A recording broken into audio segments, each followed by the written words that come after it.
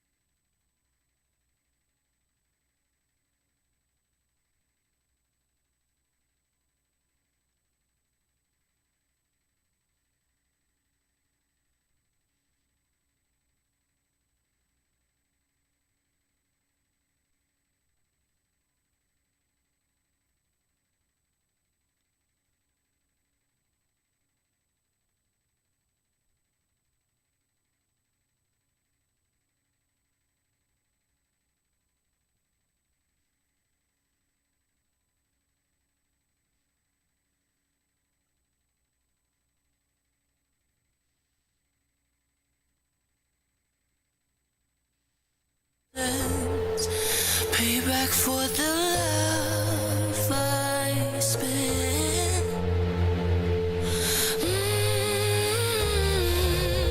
Oh my, this time I'ma keep it gonna stay fucked up, feel so good. High on my, the sky underneath my feet, it never looked so good. Oh my, that's right, I'ma keep it up, stay fucked up, that's my mood. Oh my euphoria.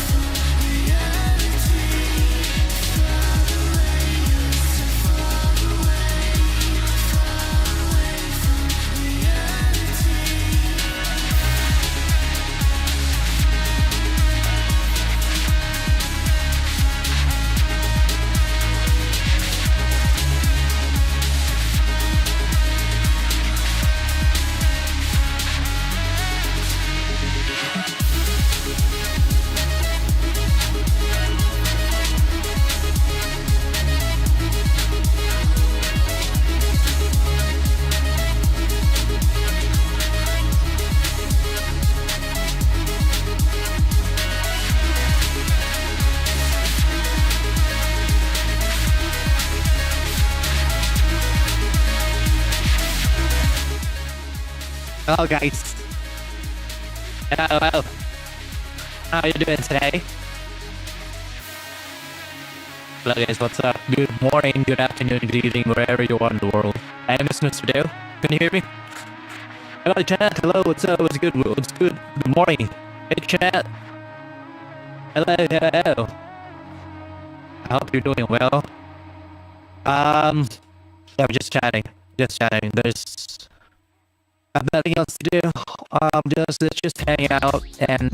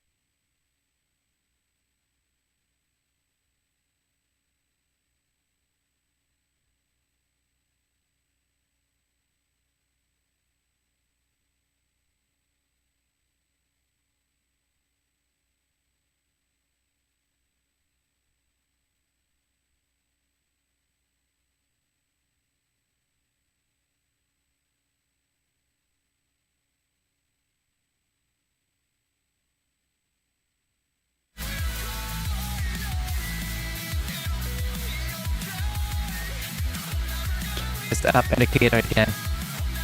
All right.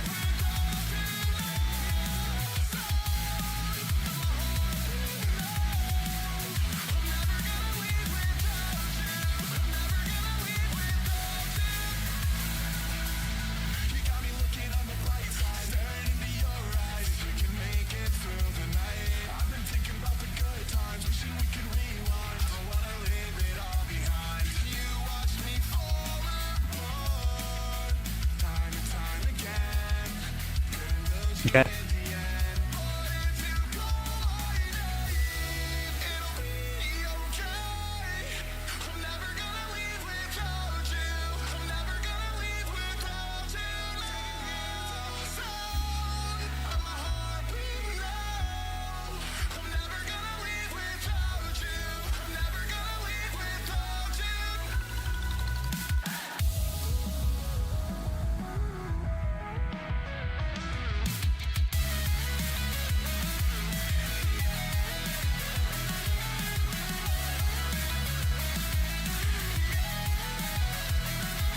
Just received an email that I'm live on Kick.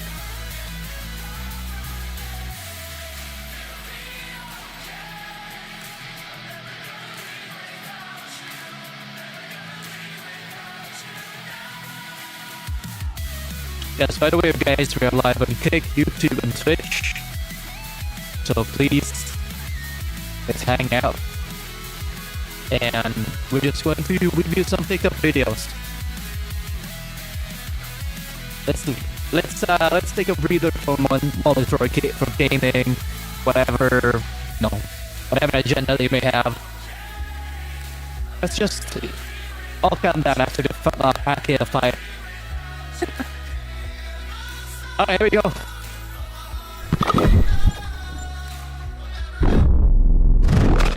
Yet if they lived long enough, they could retire with this. The Roman centurion commanded 80 to 100 men in a unit called a century. A centurion's helmet with a sideways crest made him stand out from regular soldiers. The Roman centurion wore chainmail armor that weighed around 25 pounds. Centurions were seasoned veterans, usually between 30 and 50 years old, with many surviving over 20 brutal campaigns across distant provinces. There were 59 centurions in every legion, each one ranked by seniority in scars. In battle, they stood on the right flank of the formation, the most dangerous and prestigious position in Roman combat. Their pay matched the risk. Over 15 times a legionary's salary, with 15 payments a year instead of 12, to include bonuses for battles and long campaigns. But failure came at a high cost. If their unit collapsed in combat, they could be demoted, executed, or even stoned to death by their own men. Yet if they lived long enough, they could retire with land, wealth, and even run for office in Rome. The Roman centurion commanded 80 to 100 men in a unit called a century. A centurion's helmet with the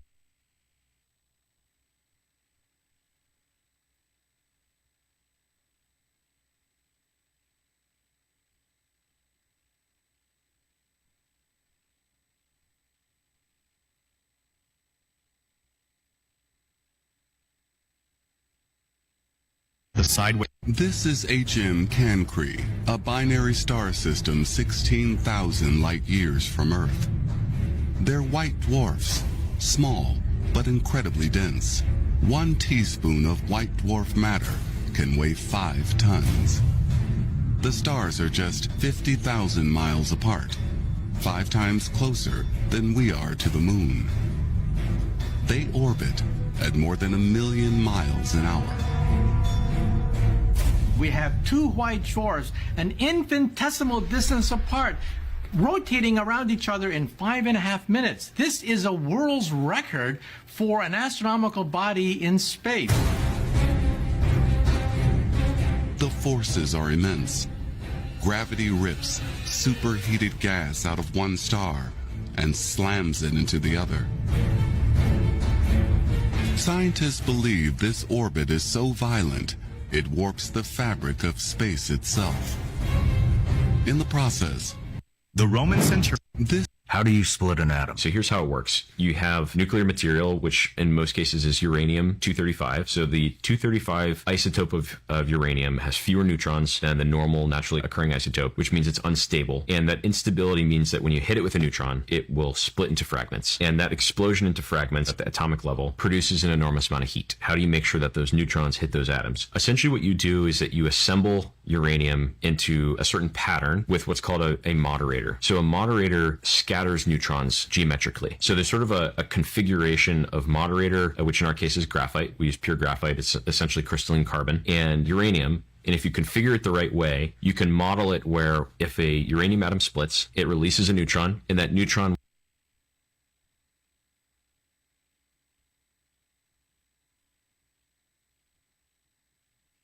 Brian, seems like a good job for a ginger. Lord Janice, I'm giving you command of Greyguard. Greyguard is a ruin. Yes, the fort is in a sorry state. Restore it as best you can. I was charged with the defense of King's Landing when you were soiling your swaddling clothes. Keep your ruin. You mistake me, my lord. That was a command, not an offer. Pack your arms and armor, say your farewells, and ride for Greyguard. I will not go meekly off to freeze and die. Give it to one of the fools who cast a stone for you. I will not have it. Did you hear me, boy? I will not have it. Are you refusing to obey my order? You can stick your order up your bastard ass.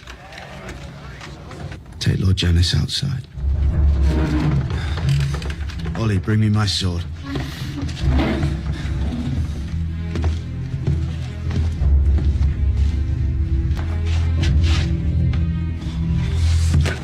Get your hands off me! Stop! All of you!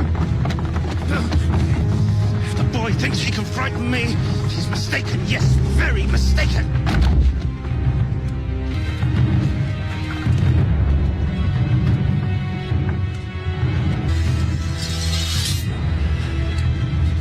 If you have any last words, my lord, now's the time.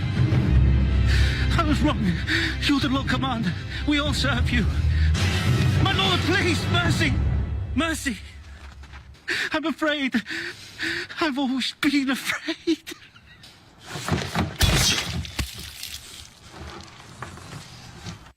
Brian, seems like a good job.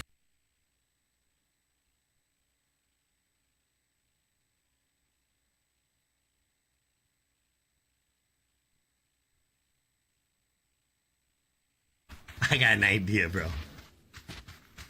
We both pick a spot on this rock. We cannot move. And then we throw both of our emergency cover flares right on the ground in front of us. And we just see who wins. Okay. You pick your spot, I pick mine. I'm gonna Pick our spot before we throw them? Yeah, but you can't move once you okay. pick your spot. All right. Okay. I mean, I'm not like right on the edge. It's weak.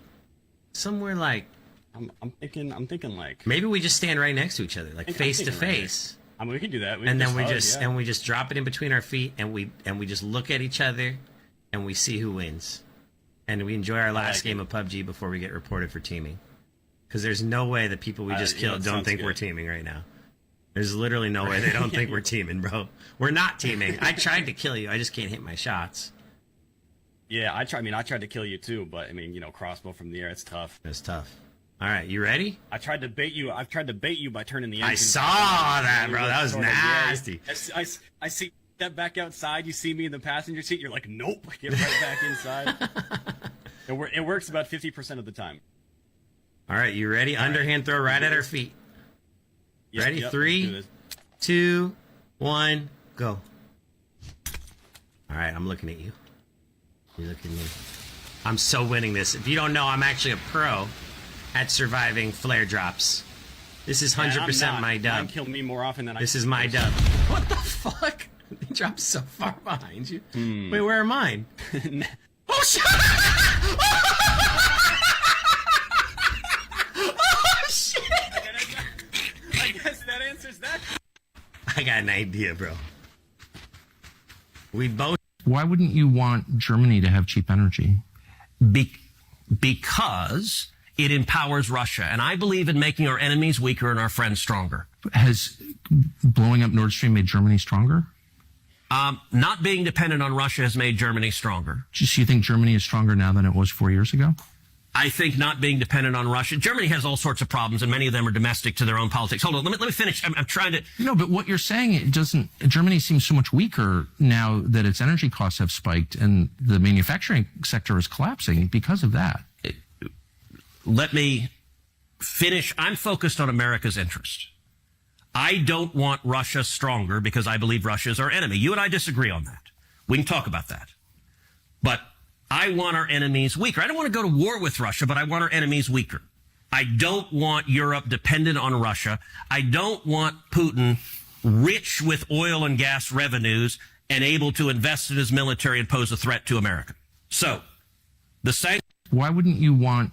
This is wild. Police have just found a woman from Russia living in a cave with her 2 kids in India. But strangely, they don't really have a clear picture on how they got there, who they really are, or how long they've been living in this cave. Reports say that authorities in India happened to notice some bright clothes outside a cave while on a routine patrol throughout a forest. When they decided to investigate, they found a 40-year-old Russian national along with her 2 daughters aged only 5 and 6. Police said it appeared that they were living in this cave, and when they told them it was dangerous because of landslides in the region, snakes, and other wild animals, the mother replied, "Animals and snakes are our friends. Humans are dangerous." Either way, they took her in for questioning, where she said that her name is Nina Kutina and claimed that for the last 15 years she's been living all over the world. Authorities said that they've managed to track down her husband, who is apparently an Israeli businessman who's currently in India, and they're now trying to persuade him to pay for them to be sent back to Russia. And according to the mother, this isn't the first time she's lived in a cave. In fact, she even said that one of her daughters was born in a cave in a different part of India, and that they're all happy, safe,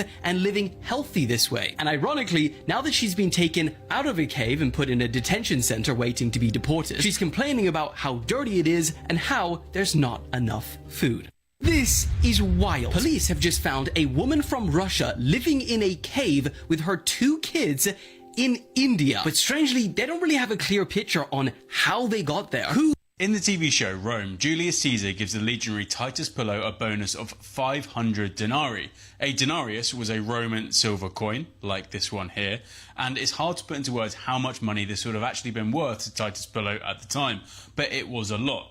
You see, Titus was paid about 225 of these silver coins every single year.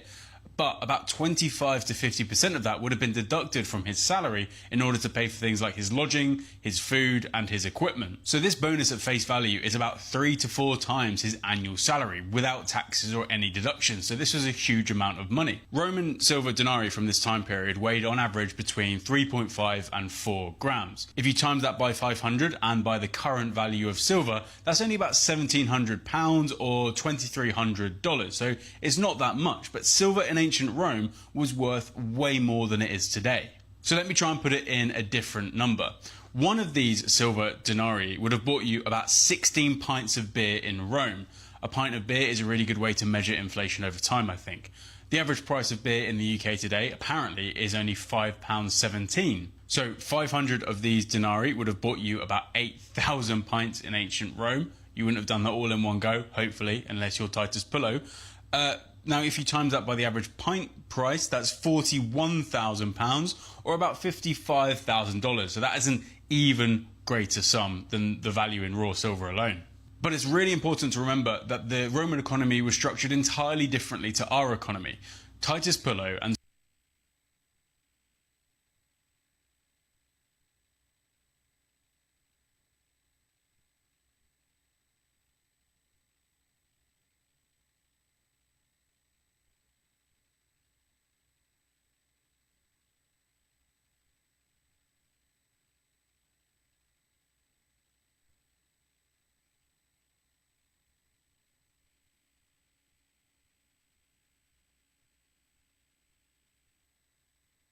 soldiers like him would have spent money on things like alcohol, food, and women, and not much else. Don't forget, they can't buy fancy cars. It's an obvious point, but they don't have that expense. They wouldn't have bought any kind of technology.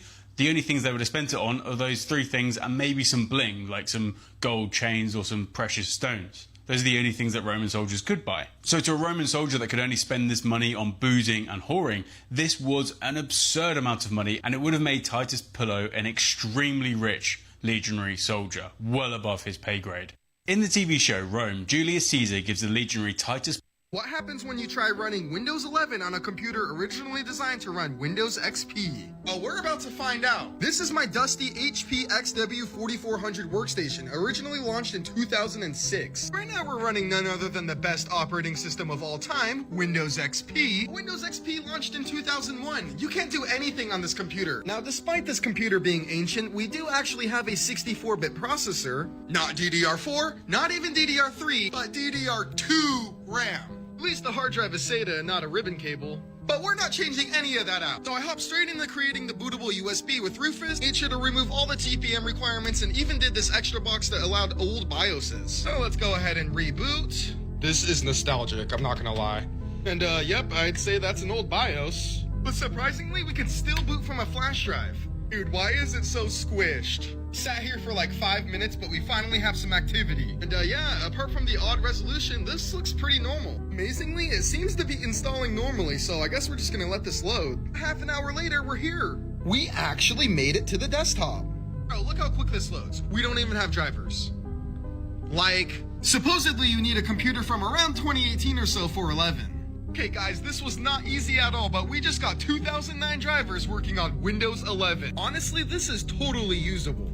Someone really could have bought this computer in 2006 and used it for 20 years. Now, I'd call that never obsolete. What happens when you try running Windows 11 on a computer originally designed to run Windows XP? Naglalakad ang 17 at... My name is Dwight. I took the fall from my boss and spent a full 25 years behind bars. On the day I got out, I expected to be greeted with cheers from my old crew, but reality hit me like a punch to the gut. Not only was there no celebration, but those so-called brothers even gave me a taste of humiliation right out of the gate. Have a seat. At the head of the table. That ain't the head, that's the ass. Witty. What shocked me even more was that during those 25 years I served, the position I once held as the second in command had been taken by the boss's son. Everyone there, by the way they spoke, made it clear I wasn't welcome anymore. Well, we can't just rewind the clock. I'll tell you what I'm expecting, that way you'll know. I'm expecting after doing 25 years to save your father's ass for murder, to save your ass, I'm expecting some form of adequate compensation. Why do you think we're not gonna take care of you? Are you? Tulsa. They dressed it up in polite words, but I knew exactly what it was. Exile in disguise. After giving up 25 years of my life for the boss, how could I accept that? Before I could even push back. There's nothing left for you here. I'm sorry, but time just doesn't stop because you fucking went away. That comment left the whole room silent. Back in the day, if anyone had dared speak to me like that, I'd have carved them into pieces and dumped them in the nearest sewer. But prison life had worn down. The brain equates to a computer. All its job is to operate the vessel that our spirit lives in. The brain has an optimum capacity, and all it does is take care of the body. Beyond that, Ang bading, bukod tanging pinagpala. Ngayon pag What'd you do this summer? Did anything fun? I feel like I was getting serious for a second. No, it was? No, it wasn't getting serious. What did I do? When does the summer start? I guess the summer starts in, I would say June 1st. June, okay. No, nothing fun. I just have this movie coming out, so we started, I think somewhere like the 10th or something like that, started press. Okay. So I did some press in LA and then flew to London, did some press. So that's it. Nothing terribly exciting. Yeah. Well, we're not like those kind of people. We're not like go vacation people. That's not your life. No. Oh. No. Yeah. You always, I think when you picture like, actors, you always picture them in like a little bit of like kind of like a Rapunzel castle or like somebody's having shrimp, like that kind of thing. I think that's like a romanticizing of the right of the people. I mean, maybe I should. Yeah. I mean, maybe that's what's missing. But no, it's not. I mean, I have, but it's not a regular thing. It's just definitely not like, oh, here's summertime. Let's do that summer experience. Got it. But yeah, I have that like fantasy sometimes. Like sometimes I see myself like in slow motion jumping off a pier into a lake and shit. But I haven't done it yet. Oh, okay. So if you're not even living out the fantasies you're supposed to be doing, then what the hell am I freaking sitting over here parading them around? I don't know. What are you doing? What did you do with your summer? That's a great question. What's your question? Thanks. Thanks, dude. Oh, this is a real pickleball game here. I like No, it's good. I just didn't want credit for something. It wasn't my question, so I just felt like I had to acknowledge that. No, well said. Yeah, that's a great question. I didn't do that much. This is how the Roman Senate worked. The Roman Senate was first formed with only 300 members, which later increased to 600, and then again to 900 under Julius Caesar. They were ex-magistrates, mainly former quaestors, praetors, and consuls. To wear the senatorial toga, one had to have at least 1 million sesterces in wealth, which was a large brass coin. Senators weren't paid. And as membership was for life, they were expected to be rich and serve out of civic duty and ambition. But they could be removed by censors, officials who reviewed the senatorial list every 5 years and had the power to expel members for corruption, misconduct,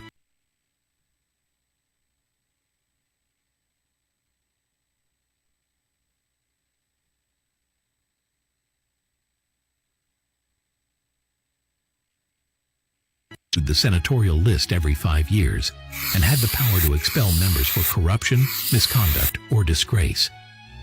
The Senate mainly controlled the state finances, foreign policy, military affairs, and religion.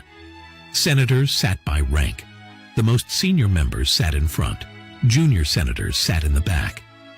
And under Augustus, the Senate lost their real power. This is how the Roman Senate worked.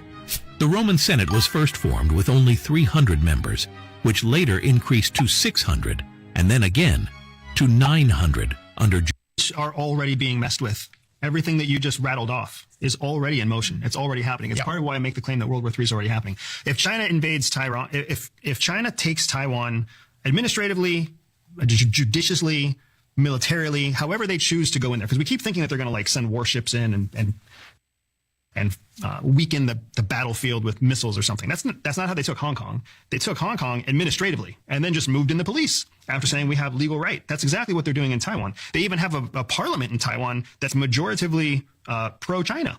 right? So they meddled with the elections in January enough to win a majority in the parliament, even though they lost the presidency, right? So I actually, and I think we're seeing the same messaging coming out of Europe. If China moves on Taiwan, the world kind of does this, and Taiwan's alone. Not only because the president's distracted, but also because NATO is distracted. Europe is distracted. And the last thing anybody wants is to fight over there when there's so much bullshit happening over here. But the thing is, they don't even need to move in and invade. All they have to do is block shipping routes, Correct. which they can do. Yep. No one's going to challenge them on that. And basically stop selling these rare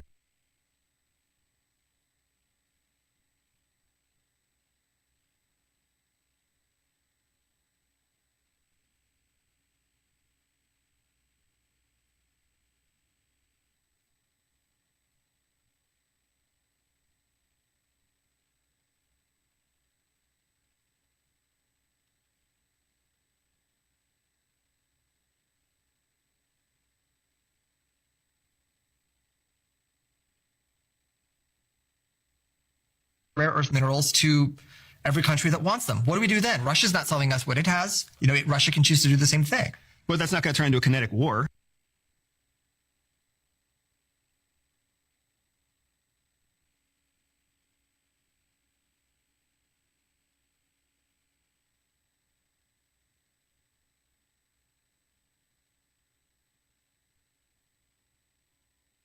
The United States, Right.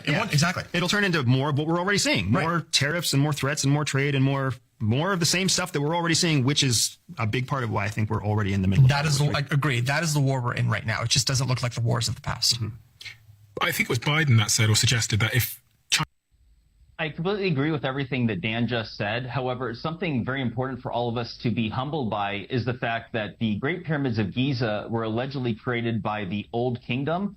And there's a few things that need to be considered when we discuss what we think we know and what we don't know about the pyramids construction, which is that after the pyramids construction, there was 3 other changes of kingdom within Egypt: Old Kingdom, Middle Kingdom, New Kingdom. And between them are missing chapters of human history within Egypt. For example, between the Old Kingdom and the Middle Kingdom is approximately 126 years of completely missing history. It's conjecture. We think that it may have been a revolt within Egypt, a civil war, but something happened to completely overthrow the 4th dynasty going into the 5th dynasty. And then between the Middle Kingdom and the New Kingdom is approximately 186 years of missing history. So the point that I'm making is that within each of those 2 chapters of missing history, that's longer than any human lifespan. It's multiple generations, which means that nobody was alive afterwards to say what was happening before. We have absolutely no idea how the pyramids were constructed, how, or even precisely when. And actually, I should point out that, Zahi, you mentioned about the movement of stones, and you cited that 60-ton stone that depicts being moved on a wooden sledge. Well, that is only 60 tons, whereas the Egyptians had moved the 1,000 metric ton Ramesseum statue. 1,000 metric tons is well over 2.2 million pounds, and it was inexplicably moved approximately 170 miles from Aswan to Luxor.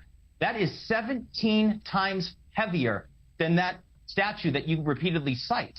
Not twice as heavy, not 5 times as heavy, not 10 times as heavy, 17 times heavier. And are we to pretend that wooden sleds are infinitely scalable? The reality is that there is a mystery here. We don't know how they constructed the pyramids. We don't know how they lifted and stacked 80-ton stones 300 feet above the ground.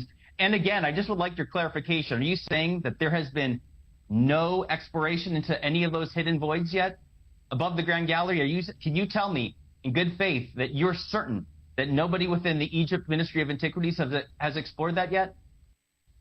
I completely agree with everything that Dan just said. However, something very important for all of us to be humbled by is the fact that the Great Pyramids of Giza were allegedly created by the Old Kingdom. And there's a few things that need to be considered when we discuss what we think we know and what we don't know about the pyramids construction, which is that after the pyramids construction, there was 3 other changes of kingdom within Egypt: Old Kingdom, Middle Kingdom, New Kingdom. And between them are missing chapters of human history within Egypt. Nga po natural system unit during I could help you.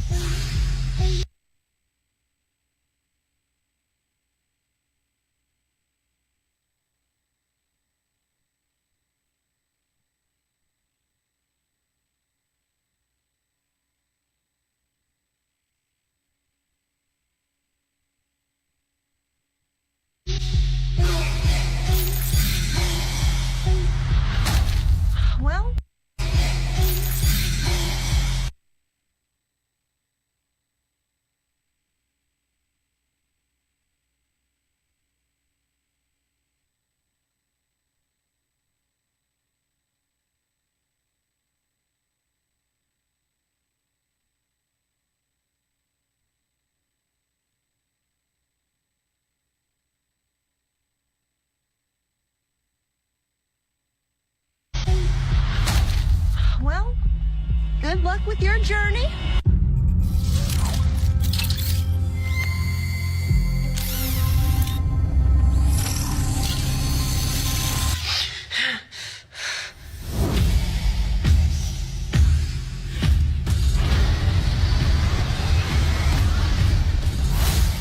So this is your first hunt.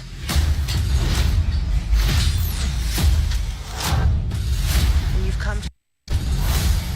So this is your first hunt.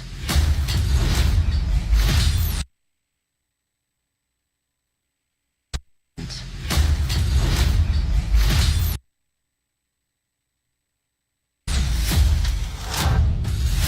you've come to the most dangerous planet in the universe.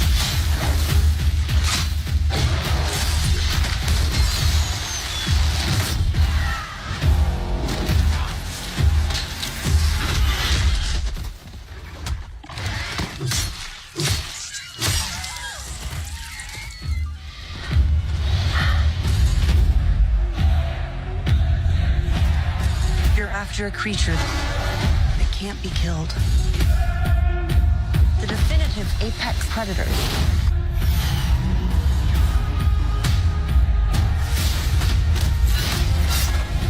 Here, you're not the predator.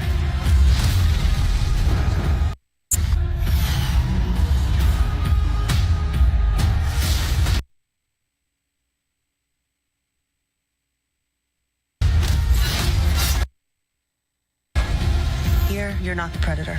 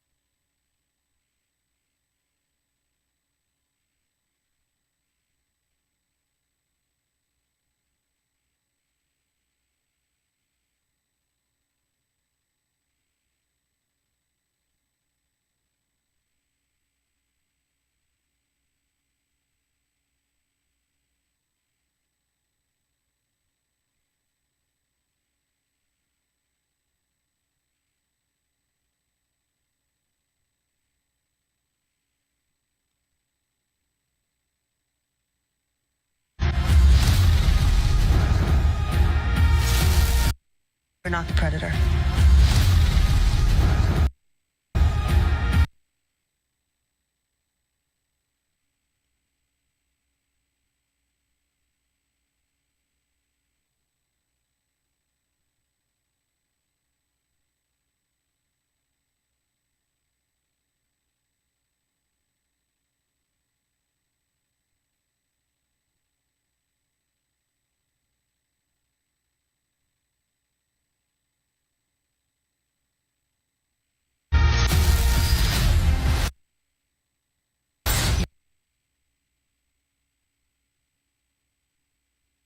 You're the prey.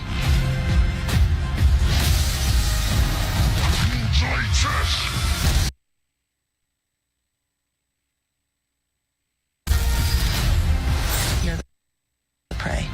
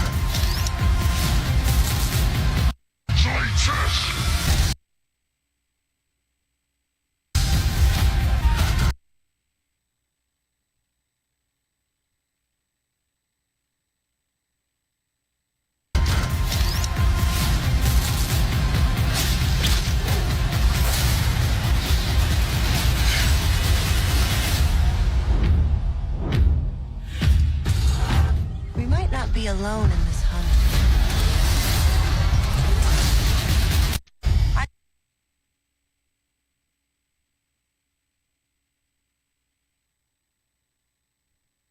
Where's this guy? Hostile UAV in the air. Look at, dude, was there gunshots? Oh shit, dude, this guy's a fucking great sniper! Fuck you, asshole.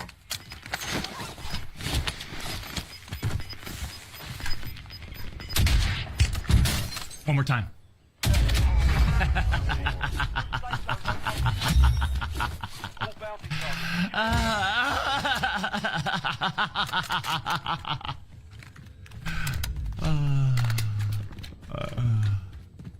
Hey, John, you want to make it 9 stories tall? Yeah. I'll take that, I'll take that, I'll take all this. I'll take it all. I wonder if he's upstairs. I wonder. I wonder if he's upstairs. Dude, I'm out here. Oh, shit. There he is. Oh, God, I'm fucking dead. I wonder if he's upstairs. Dude, I'm out here. Oh, shit. There he is. Oh, God, I'm fucking dead. Where's this guy? Hostile UAV in the air. Look at, dude, was there gunshots? Oh, shit, dude, this guy's a fucking great sniper. Fuck you, asshole.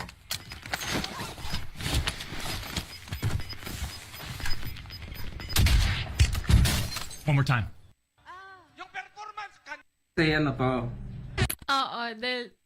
Just for fun, let's take a look inside some of these little microcomputers. These days, these can be very, very inexpensive and considerably more powerful than something like a Raspberry Pi. I really like them because they don't take a whole lot of power, depending on the specs. And like I mentioned, they can be very, very inexpensive, or they can be quite powerful. So I have 2 Dells and a Lenovo here. I'll open up the Lenovo and one of the Dells, and we can just take a look at the differences. Actually, it'll be easy enough to do all 3. The Dells come with these nice little thumb screws. Tim doesn't seem to really know what hit him here. You have no right to do shit. Are you familiar with the Younger Dryas impact theory? Do you know what that is? Say what it Younger Dryas impact theory is a theory that Earth goes through a cycle of like comet storms every June and every November, and most of the time nothing happens. But every now and again we get hit. We get hit big, and they think we got hit big 11,800 plus years ago, and that had to restart civilization. And that what you're seeing from like Mesopotamia, all these people 6,000 years later, they think that is a rebuilding of civilization that was already like just whispers and stories and tales, and then they rebuilt it again thousands of years later. But if you go back to like 11,800 BC, 11,800 years ago, you're dealing with what we thought were hunter-gatherers, and now we know they weren't. Now we know they built complex stone structures, and the real speculation is they think that the people who built the pyramids built them way earlier than the conventional dating is. They think there's real evidence that shows they're 9,000, 11,000 years old. Easy. No people built the pyramids. No people? No. Who built them? No people built the pyramids. And if you look around the world, you see certain telltale things that let you know that advanced machinery was in usage. Look, this whole thing where slaves are stronger people is a fallacy. We like to believe that slaves are stronger. Slaves are weaker because they don't eat the right food and they live a terrible life. Your slave population is not smarter and better condition unless you're enslaving the Jews. They stopped thinking that quite a while ago. They think it was actually skilled labor because of the way they were eating. They found what their camps were, where their food was. They ate like very good food. So they think they were actually skilled labor, but also probably forced skilled labor. But that's probably not the people who built it. That's probably the people that were working on it. That's probably the people that worked in the village or in the city.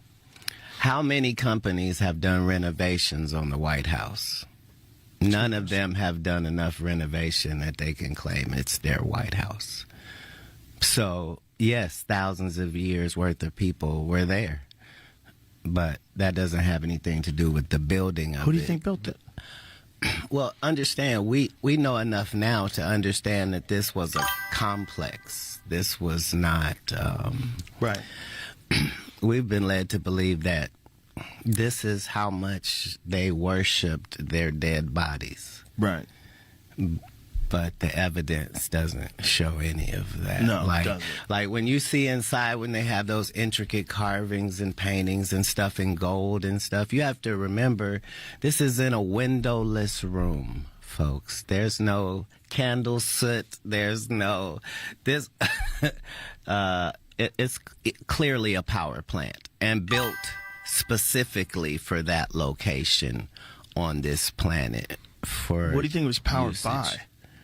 by? The hot water springs underneath it. So it was powered by the hot water springs? And to what end? How do you know all this, first of all? Is this marijuana talk? I don't think so. This is... where did you read this? If you follow information about humankind, you find out that in all parts of history, people were coming to this region for their information and their knowledge and their things that were forbidden, and these were not these were the highest of human civilization. Here. Not even comparable to anyone else. No. Nor since. Nor since. Now or, yeah. Nor since. Right. The Great Pyramid of Giza is insane. Right. Like, it's insane. Like, even Tesla says that this is where he came to get the information. But if you follow that information pathway, it leads you to this character called Thoth, right? And the emerald tablets of Thoth are literally mind-changing and mind-blowing, just because you understand when this was written and the terminology being used is when was it written? Far too accurate for now. So 100-meter tall giant is moving slowly between the mountains. He raised his axe and shouted. He managed to attract the attention of a giant. Facing the giant's hand, he subconsciously dodged it. The little fox stood in front of him and kept roaring. Instead, it aroused the giant's curiosity. He looked at the strange little creature in front of him, and he left without looking back. He continued on his way to his destination. At night, the little fox had run off somewhere. He was at the end of his tether, sitting on the ground. Then he looked up at and saw a wooden house. He rushes to the house, into the bedroom, and falls asleep. In the middle of the night, he rolled over and found a woman standing beside the bed looking at him. What are you doing in my bed? And runs out, apologizing. She stays with him and takes him outside to the pond. And then, finally, she said what she wanted. What is it I'm looking for? My head. He was shocked. Without further ado, jumped into the pond.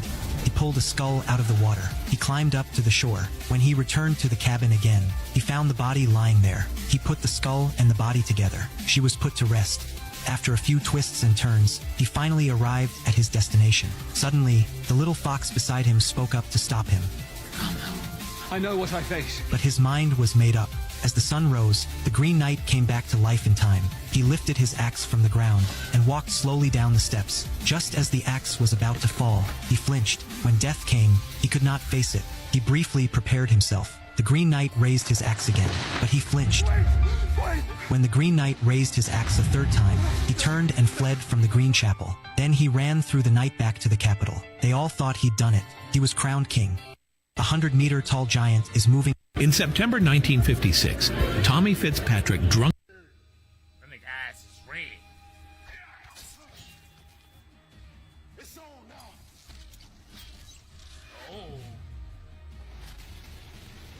He pulled them piece. That wasn't gonna work though, man. You should have known that.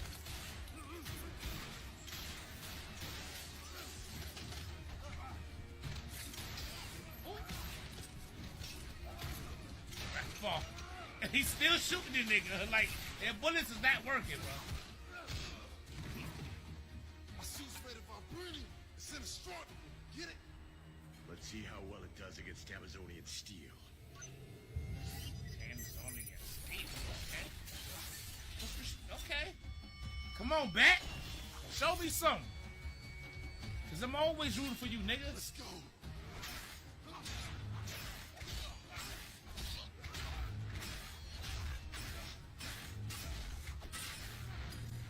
shit holding up though. Here you go. You want to charge the fuck up.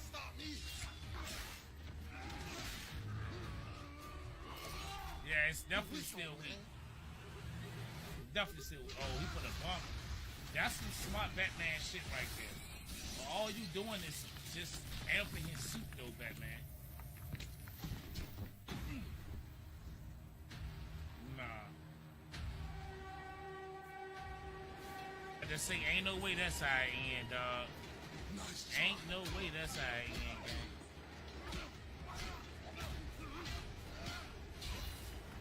You finally get it? My suit can't be weakened. I didn't need to weaken the suit. Just weaken the man in the suit. Killing Bane was a mistake. It revealed your true strength. That's why I laced my batarangs with Scarecrow's weird gas and poison ivy's toxins. No. Really get bad metal he can't beat. No, I don't got Batman getting through this. Oh. See, he always got a Batman always got a trick up his sleeve. Always got a trick up his sleeve. He know better. He always know better. He don't go into fights without knowing better. Your system is shutting down. Your nervous system is overwhelmed. You're going into cardiac arrest. But that's not what's gonna kill you. No! Don't do it, Bat! Is he gonna do it? Oh, he did it! Bat! Sometimes the light of Oh, this is a different Bat! leads to hell. That nigga eyes is red. Pero for sure, pud na impala, Lord. I was like, talking dog? What could that mean? I wasn't sure. Talking dog for sale. I'm like, okay, all right. I'm interested enough. I'm going to see what this is about. I knock on the door. I said to the guy, I saw your sign. You have a talking dog for sale. He said, yeah, it's around back. I said, can I see it? He said, sure. I go around back, and there's a dog there, just kind of a mutt. And I said, hello. And the dog goes, hello. And I said, you do talk. And he said, yes, I talk. And I said, I've never seen a talking dog before. And he said, oh, I've got kind of a long history. I used to work for the CIA. I said, I used to work for the CIA. I said, what did you do there? He said, I was in operations. I said, I was in operations too. What division were you in? He said, I kind of went back and forth between divisions. For example, he said, I went into Kim Jong-un's office and I sat there and I listened to what they were saying. And I went back out and I told the CIA. They never suspected a dog would understand. And then I went to bin Laden's compound and I was listening to bin Laden, what he was planning. I went back to the CIA and I told them what bin Laden was planning. And now I can go into any president's office or palace or whatever. I listen and then I come back and report. I said, that's incredible. So I said to the guy, how much you asking for this dog? He says, $20. I said, $20? Why so little? He goes, that dog's a damn liar. He hasn't done any of that stuff. I was like, talking dog? What could that mean? Nothing beats a Jet 2 holiday. And right Saruman's betrayal goes far deeper than you realize, and it ties into a certain wizard named Gandalf the Grey, because even in the beginning of their quest, before they became these old men, you know, they all stood in front of Manwë, the Lord of the Valar and King of Arda, and were told to go on this quest to combat the return of Sauron. But Gandalf was forced to go. He didn't want to go. He didn't think he was powerful enough, nor wise. But Varda, the wife of Manwë, says, you're not going to be the third, because Manwë says you'll be the third to go. And what she's saying is that you're going to be the most powerful of the Astari. And Saruman kind of picks up on this. He's like, something's not right here. I'm supposed to be the leader of the Astari. And he immediately gets jealous. And that jealousy continues. When they show up in the Grey Havens in the Third Age,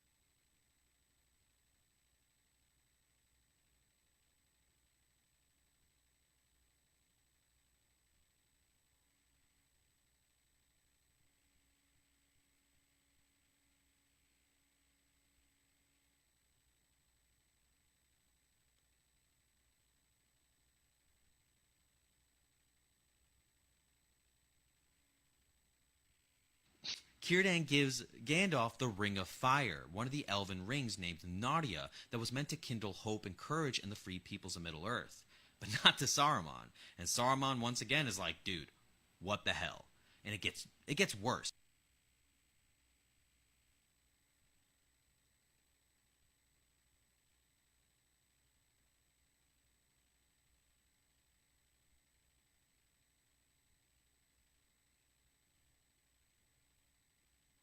Because when the first White Council meets in the Third Age, it's Galadriel, Elrond, Círdan, Gandalf, and Saruman.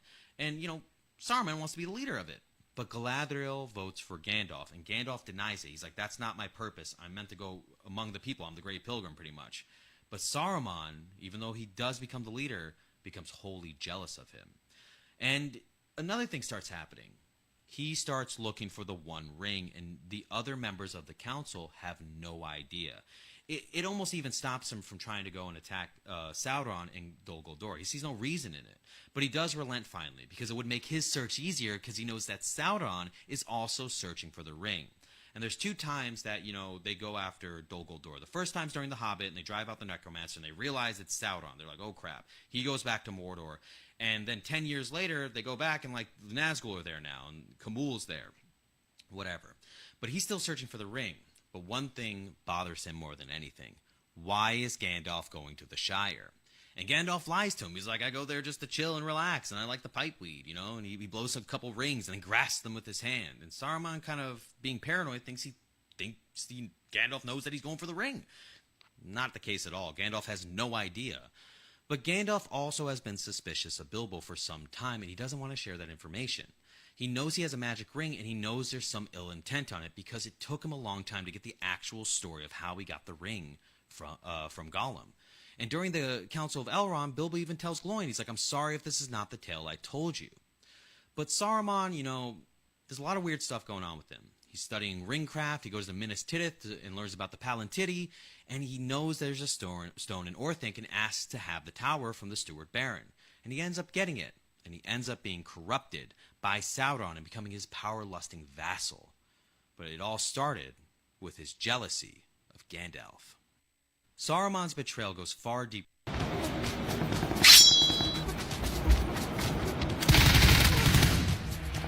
This old workstation just came in the shop because after being shipped, the system won't turn on anymore. And yes, the power supply is switched on. The front power button is just completely unresponsive. So what exactly is going on here? Well, we can open the system up to take a quick peek inside and see that our motherboard's actually getting power. That's that green LED right there. Which means more likely than not, this Thermal Master power supply isn't dead. Which is typically going to be my first suspicion on an old system like this. But just to be safe, I hooked up my Thermaltake Dr. Power 3 power supply tester, which looks good both on the 24-pin and our 4-pin CPU cable. So it's definitely not this power supply preventing the system from turning on. And I don't think it's the physical power button either, because I even tried disconnecting it. So I could take my screwdriver and try to short the two pins to basically hotwire it, but we get no response still. And because the system's not even powering, I doubt it's the RAM or GPU, because both those would at least get the system to turn on, but probably just not post. So then what gives? Well, the only thing I could think of is maybe something got knocked loose when this system was transported, because our customer did recently move. But as I already reconnected the 24-pin ATX connector and 4-pin EPS, which are technically the only two things that are required for the motherboard to at least turn on, I'm almost wondering if we have a bad board. But it did work previously, so I kind of doubt that. So I was doing a little inspection of every single connection inside the system just to see if maybe I could find something that I wasn't seeing before,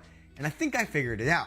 See, if we come down to the bottom of the board, you see these 3 pins right here where it says CRL-TC. Those pins are for clearing the CMOS because that basically stands for clear real-time clock. But why I brought that up is if we look at this little marking down below, you see where it says 1 and 2 normal and then 2 and 3 RTC. That indicates that the first 2 pins should actually be jumper. And check this out, if I just short those 2 pins out and then come over to press the power button, the system fires right up. But if I remove shorting those 2 pins and press the same power button, we get absolutely nothing. So I think what's going on here is the jumper just popped off. See, we should have one of these blue jumpers on those first 2 pins, which would allow the board to actually turn on. And because the system was transported, it probably fell off. This is something that's not very common on a lot of new boards, but on old systems like this can cause this behavior. Because I don't think that jumper would have fit through these holes here on the back, nor likely this rear vent. It's probably somewhere still inside inside the system, but I don't see it anywhere. So let's check the backside. And honestly, there's not a whole lot back here,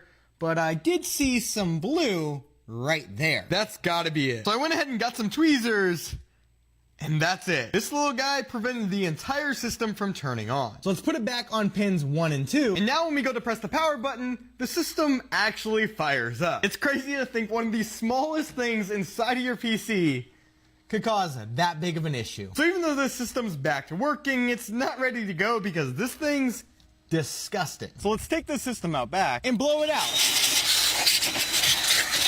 And with this PC now clean and working, let's get it back over to our customer. This will work.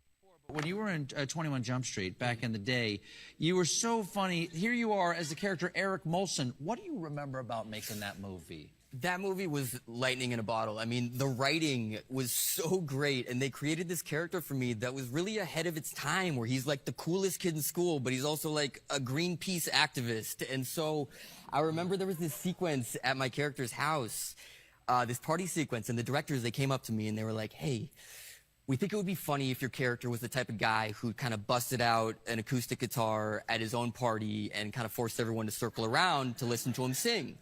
And they were like, can you play guitar? And I was like, I can play like 2 or 3 chords maybe. And they're like, can you sing? And I was like, no. They're like, cool. So we're going to film in like 30 minutes.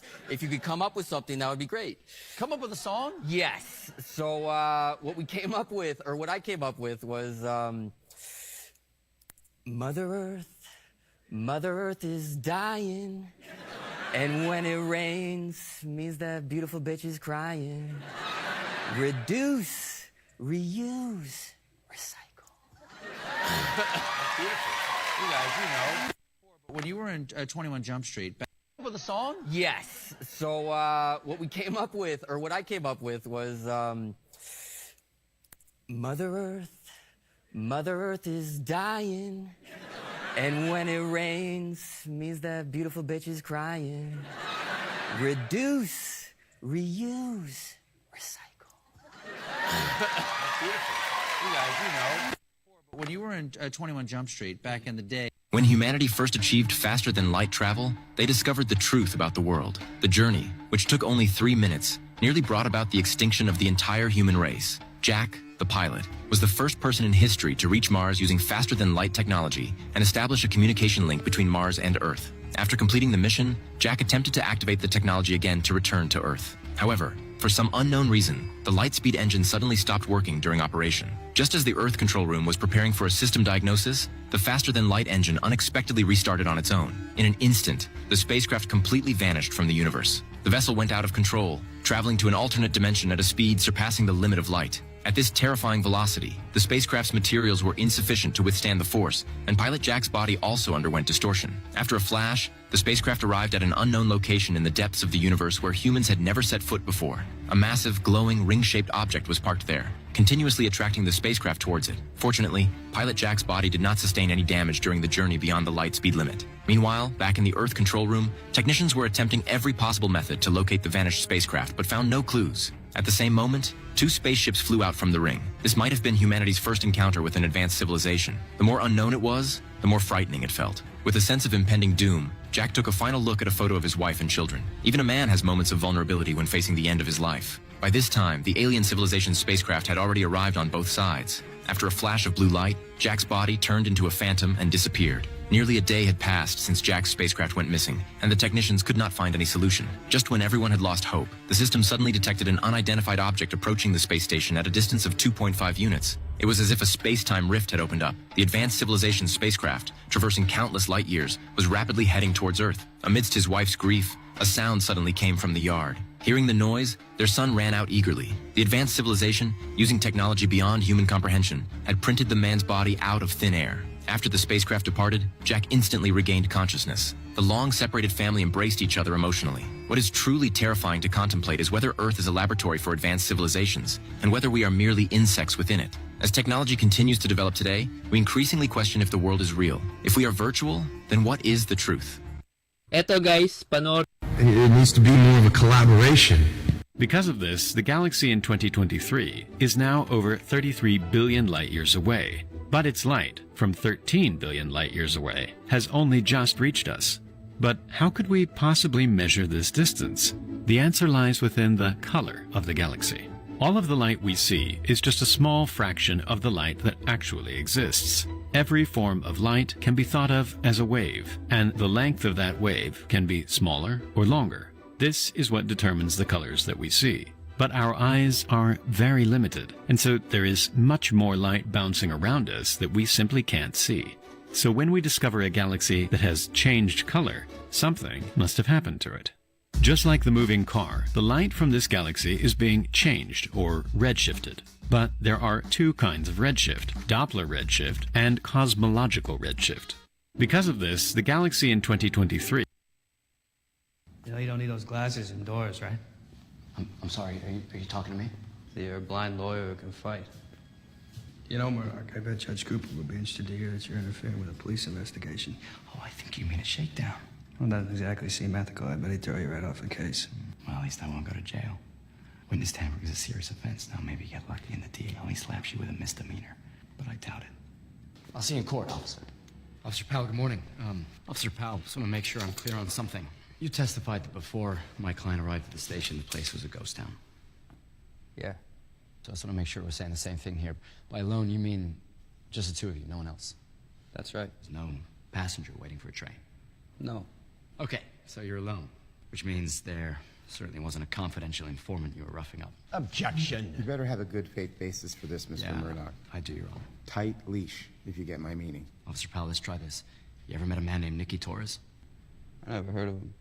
It's curious, because as I understand it, Nicky Torres is a confidential informant, used to work with the NYPD. In fact, used to work with you and Officer Shanahan directly. Officer Powell, did you and Officer Shanahan have an arrangement?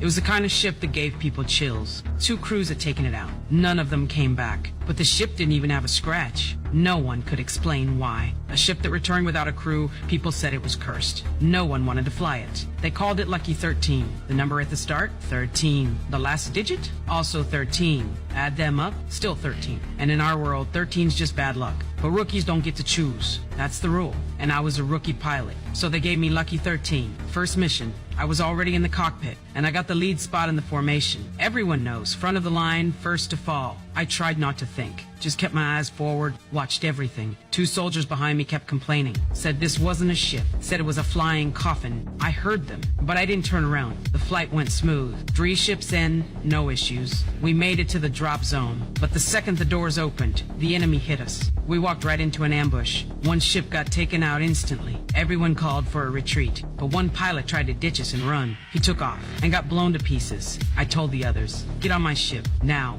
I was just about to lift off when I saw 1 guy hadn't made it. I slowed down, held the takeoff. He jumped in. Right as the missile locked on, I fired flares. Barely made it out, but that was just the beginning. I took Lucky 13 straight into a canyon. Thought I'd shaken them, but they realized I was still flying and came after me harder. Too narrow to fly clean. No room to turn. I dropped more flares. Didn't help much. My gunner opened fire, but the bullets hit stone. The enemy was too fast. I told him, forget the enemy. Shoot the pillars. He listened. The whole thing came crashing down. We made it. But then, ammo warning. We were out. And 1 more enemy still in front. I pushed forward, fired the last flare at point blank, took him down, and I smiled. That kind of smile you give when you just barely made it. We all got back, alive. A few days later, another mission. This time, rescue. A unit was pinned down. I flew in, guns blazing, covered everyone, got them all on board. But as I pulled up, a missile slammed the wing. We dropped fast. I fought the controls. At the last second, the engines reignited. We landed, rough, but alive. Then they came again. I ordered everyone off, told them to find cover, stayed behind, fired every round I had,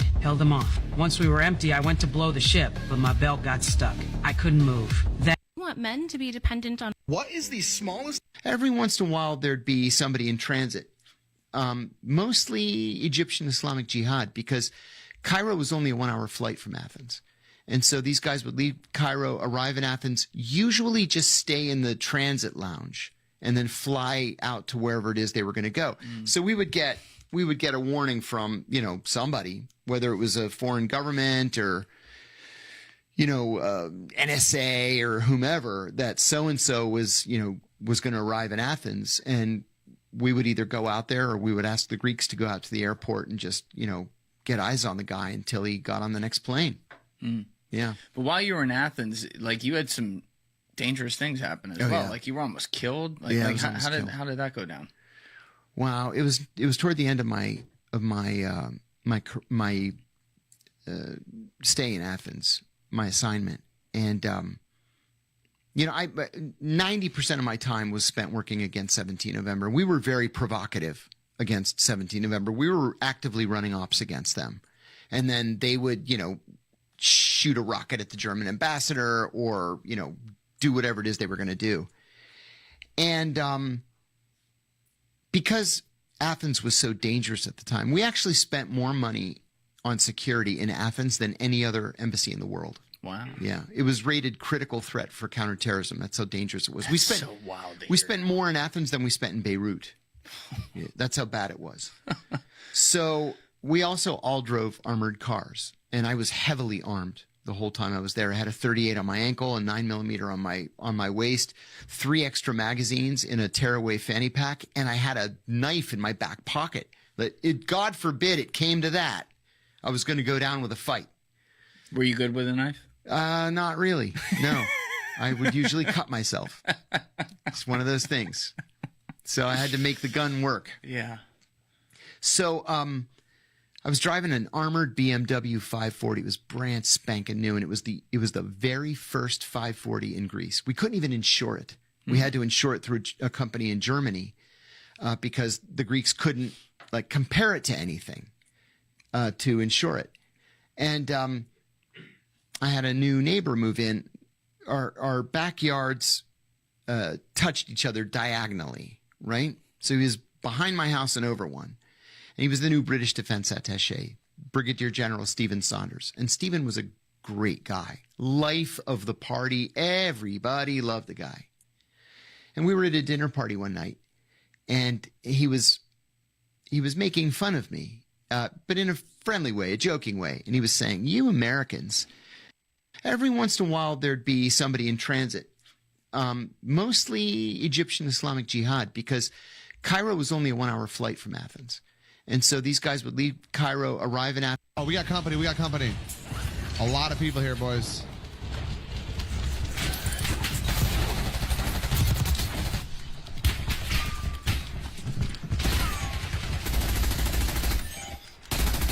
Cluster behind us. Backing up. Got your help. Got your help. I knocked one. PA'd it. I'm playing Behind us. Behind us. Behind you guys. Behind you guys. I got one. One down below. One down below. Rally. I'm going. I'm fucking going. Right here, to the right. That poor guy. Come on! Welcome. Jesus. Mantled into a fucking headshot. Later, buddy. Saw the garage in there.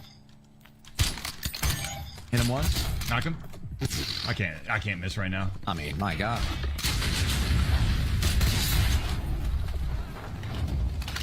What lobby's this? Jesus. One of the things that everyone was promised was you're going to find out the Epstein client list, and you're going to find out who killed JFK and what the UFOs were all about. You haven't heard a fucking peep out of any of that shit. Yeah. No one knows nothing. And today, they just finally said there's no client list, there's no videos. I mean, I had Kash Patel. These people, Cash came on the podcast and said there's nothing that you want to see. These guys, nothing you need to see. Dan Bongino, who's always shouting from the rooftops, we're going to get to the bottom of this and find out who these people are.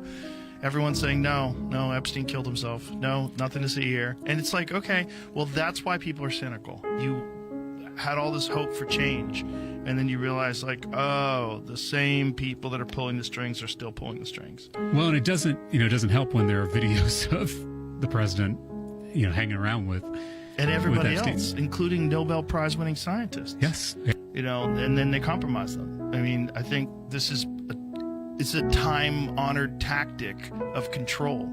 It's been around forever. One of the things that Bro, Maniston will never be beaten, man.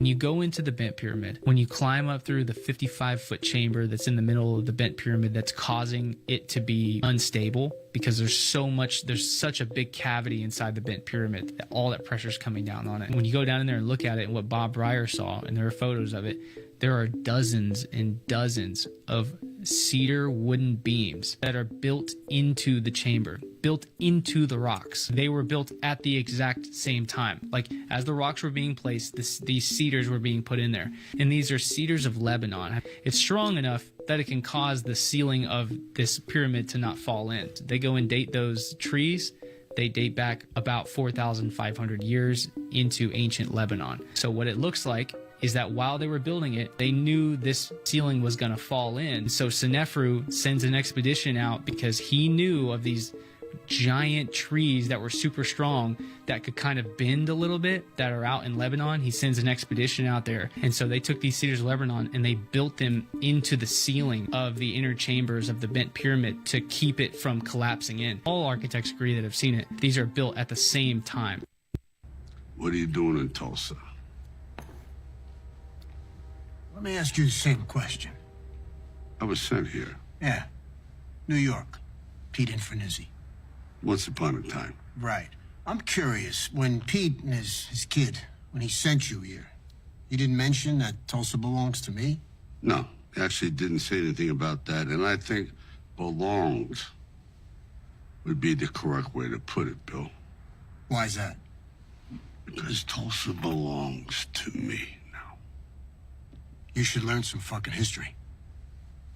What was it? Beginning of last century? Joe and Pete? DiGiovanni. They settled here. They started the rackets. They brought in my great-grandfather during Prohibition. Now, since then, it's been understood that KC owns everything west of Chicago and east of Vegas. The thing is, Bill, things don't really belong to people unless they got the balls to take them. Or take them back. No one's talking to you, Carl. You know, I came down here in the hopes that we could work something out, and I think we still can, Dwight. I hear you're a smart man. Man likes to get along for business. So, I'm gonna take a piece of this place. I wanna be involved. And anything else you got cooking. General. I love that name. You know, I'm sure it was a long ride here, Bill. But the truth is, you guys never even knew this fucking place existed until I started making some money. So you would think, with all that you got in Kansas City, you'd leave us poor little fish alone. Little fish? All right, so be it. But like I told Chicky, I don't give a fuck if it's you or it's him. Someone's gonna start kicking up. I don't answer to Chicky. I don't answer to any man. Is that gonna be it? You don't even want to offer me a taste of what you're trying to build here. I say this with all due respect because I know what you're capable of, but I'm not trying to build anything here. I am building something here. I really don't have anything to offer you, Bill, except a plate of spare ribs for the ride home. House specialty. You got a sense of humor. Sometimes. I don't. Yeah, well, I'm sure you got other qualities. It's a nice joint you got here, Dwight. I like it. I'm gonna send Carl back with a proposition. Be good for both of us. Marvel has absolutely no idea how to handle power. Marvel Studios hit its absolute peak with Avengers Infinity War in 2018. This was the ultimate achievement, every hero introduced so far all together in one movie. The villains just kept getting stronger and stronger, leading to Thanos, the nearly unstoppable antagonist. In this movie, the heroes can barely compete. They don't even have a hope of winning. The studio wanted a massive blockbuster with all its characters. But that creates a huge problem. If all the heavy hitters are actually there, Thanos can't win. So the story can't reach its desired dramatic conclusion, the villain's victory. And right there, you hit the limit of the Marvel model. A villain who's too strong crushes everyone, but one who's too weak is no threat at all. And that's the paradox. Marvel needs its powerful heroes to make the threats feel real, but the moment they show up, they become obstacles to the plot. So they have to be sidelined, weakened, or have their roles shrunk. Let's go through it character by character. First up, Hulk. He's always been a huge headache. Right in the intro scene, he gets humiliated by Thanos, and as usual, his power level's a total mess. Sometimes he's invincible, sometimes he's useless. After that beatdown, he vanishes from the movie. For real, he basically disappears from the MCU itself. Banner takes over with a weak explanation. Something about Hulk being ashamed or scared. It's super vague. The result, he's completely written out of the story. Vision, same deal. He gets stabbed right at the beginning by one of the Black Order, leaving him injured and immediately taken off the board. The story needs to get the Mind Stone from him, so he's stuck on the sidelines and never really gets in on the action. Wanda follows the exact same path. She's busy protecting Vision, then trying to find him and defend him. So she shows up super late to the battle and barely does anything. Her role is almost entirely emotional, defined by her relationship with Vision. Thor, on the other hand, gets way better treatment. Ragnarok started a new direction for him. He loses his father, his mother, his kingdom. And then in Infinity War, he loses his people, Loki, and Heimdall. He's completely broken. It's a classic shonen-style power-up. To fight someone stronger, you have to become stronger. And it works. His return at the end completely flips the battle in one of the most legendary scenes in the entire MCU. If he'd gotten there sooner, the Battle of Wakanda would have been over in seconds. But his late arrival is logical, well-structured, and totally earned. Unlike Hulk, Thor has actual character development in this movie. Marvel has absolutely no idea. We just got this PC in, and it needs a repair. We bought this off of Facebook Marketplace for a good discount, but they said it had a bad PSU. I don't believe anybody, so we have to test things for ourselves. First and foremost, the PSU is not bad because we can turn on the PC. So let's see if we get a display and what's going on. First and foremost, we're going to do the easiest and low-hanging fruit, which is swapping out the RAM. Plus, at any chance I get to RAM a motherboard, I do it. Just make sure whenever you're doing a repair like this, you have a known set of working RAM. That way you don't have to diagnose more things later on. So first and foremost, we put a new stick in the first DIMM, and there's a reason we're doing DIMM by DIMM. Because this is going to let us know if the motherboard or CPU are bad, because if one will boot and another one will not, we have either a bent pin on the CPU or something broken and or a motherboard issue. And what you'll notice is different codes are throwing for different slots on the motherboard. So that's going to lead me to believe the CPU is bad or the motherboard itself. And once we inspected the CPU, all of our worst fears are true. We have broken pins, multiple, so we have to go ahead and take this apart, get some donor pins, and fix this issue. If you've never fixed pins on a CPU or a motherboard, these can be tricky to say the least, mainly because it's a very delicate process and we have to take pins from a donor CPU. So we're just going to scrub off these pins and start placing them with some flux and solder. So this is the hard part because with the hot air, it can blow over the pin and completely ruin your work. So we're just using our hot air rework station and blowing some hot air so we can melt the solder onto the CPU. And here is our finished product on one of those sides. Now it's time for the test to see if they actually stick and if we can get a boot out of the CPU. And we're getting codes to actually function. So it's looking good. Boom, we got a fixed CPU. Imagine standing in front of 3 doors. Behind one of them is the car. A man who was allegedly at Bonnie Blue's 1000 Men Experience has given an insight into what went down. He's even provided photos of the aftermath, which of course I'm going to show you. But jump scare and trigger warning, if you're eating or drinking right now, please scroll. So according to this man, who is an out-of-work security guard, went to this experience so that he could film content for his TikTok and make money from it. So please take this all the pinch of soul. This is the room where it was all happening, and currently she was on these beds here, just like going at it. There were loads of men in the room all at one time. It was just like a huge free-for-all. And there were men queuing from this room down the stairs and onto the street. All of the men were given a blue balaclava on entering, so it could all be masked, which kind of makes sense, but also at the same time makes knowing how many men that actually were very questionable. He, for example, said he did not sleep with her. A man who was allegedly... Subukan niyong gawin yan sa harapan ko ngayon.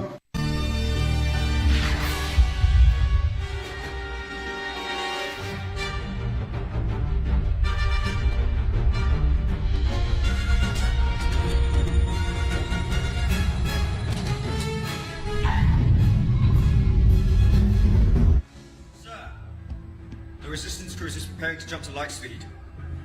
It's empty. They're just trying to pull our attention away. Pathetic. Keep your fire on the transports. On my command.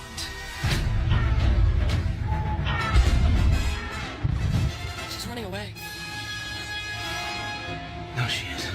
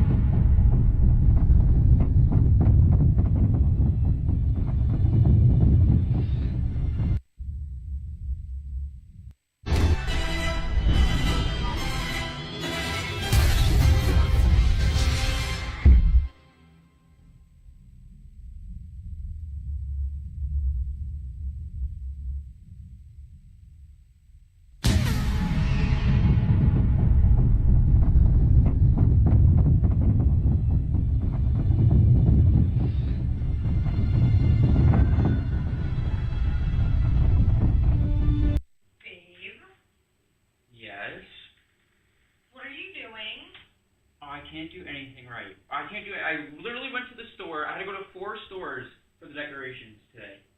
Decorations for what? Funny. Do you know what that is? Yes, we're going to see if it's a boy or a girl. I don't understand why. Who? The baby or you? What? Do you know what that is? Yes, look. They even had a cape. Look, I didn't have to go out of my way and get the cape, so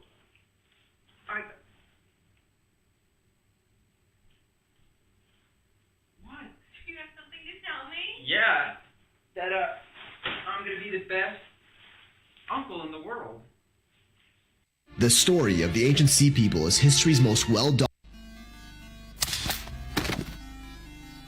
I'm the Jackal, the world's top sniper. I know creativity is the key to survival. A woman on the street caught my attention. I stared at those boots. A crazy idea was born in my mind. I had my design sketched out, the perfect plan to conceal a rifle inside ankle boots. That's nice. That's very clever. Thank you. The moment I tried them on, I knew I'd nailed it. I looked just like any ordinary rehab patient. The scanner will pick up the metal components. Now that shouldn't surprise the operator. If he asks you to take it off, you can tell him to fuck off on medical grounds. Show me how to build it. Under the gunsmith's guidance, I mastered the disassembly technique. Every single component had to be precision perfect. That is a fucking work of art, that is. I went out shopping alone, paint, watermelons, then I drove out to the middle of nowhere. I hung the watermelon from a tree exactly 100 meters away. That's the exact distance where the concert hall hit. There could be no room for error. I tied the knots on the tree with practiced ease, slipped the new gun in, took a spin to get the feel of it. Third shot, perfect hit. On the drive back, the car ahead suddenly slowed down near Norman's factory. My instincts kicked in immediately. I pulled over to the side, grabbed a newspaper, and pretended to read while keeping watch from the corner of my eye. That car stopped right at Norman's compound entrance. Copy that. Within seconds, all the restaurant lights went out. They'd cut power to the entire street. They were going for a surprise raid. Norman's phone kept going to voicemail. 4 armed personnel had already gotten out of the vehicle. One of them was a black female agent. I recognized her. Yeah, you got visitors. One of them looks like your friend from MI6. Clean up and get out now. Just make sure you clean up. She was searching and interrogating simultaneously. Is this for the Jackal as well? I have the foggiest idea what you're talking about. When the person standing in front of you is the one who made him talk and is going to put you both in jail for the rest of your fucking lives. I watched quietly from the stables nearly 100 meters away. Truth is, I could have taken her out right then and there, but she wasn't my target. Only dead men tell no tales. I checked my ammo, running low. Every single bullet had to be saved for the real target. I lowered my weapon and slipped away into the shadows. So tell me about the Queen Mary. That's the beginning for you guys. That's the number one origin. And you went there to do what? So what was really interesting is we did a lot of the abandoned stuff, but every once in a while we would do like a haunted thing because those creepy stories and, you know, the lore of everything is really interesting, whether or not you believe in it or not. At that time, we didn't really believe in any of the ghost stuff. We're like, all right, but this is going to be a great video because everyone loves telling the stories. But we just got, I don't know what it was, but someone forwarded us something saying that for the first time in 30 years, the Queen Mary in Long Beach, which is like one of the most haunted ships, like New York Times, like top 10 most haunted places in the world. We filmed Fear Factor there once. Really? Yeah. Well, that's great. Okay. It's a beautiful ship. They do a comedy show there sometimes. No way. Tilt Earth sideways like Uranus. There are a million Windows processes that literally just never work. This is one of them. This is called MBR2GPT. This is supposed to convert your old style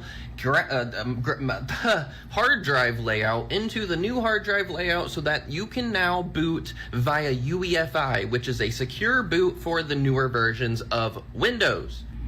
So we will try this, MBR2GPT/convert/allow full OS. This should allow us to do it from the operating system.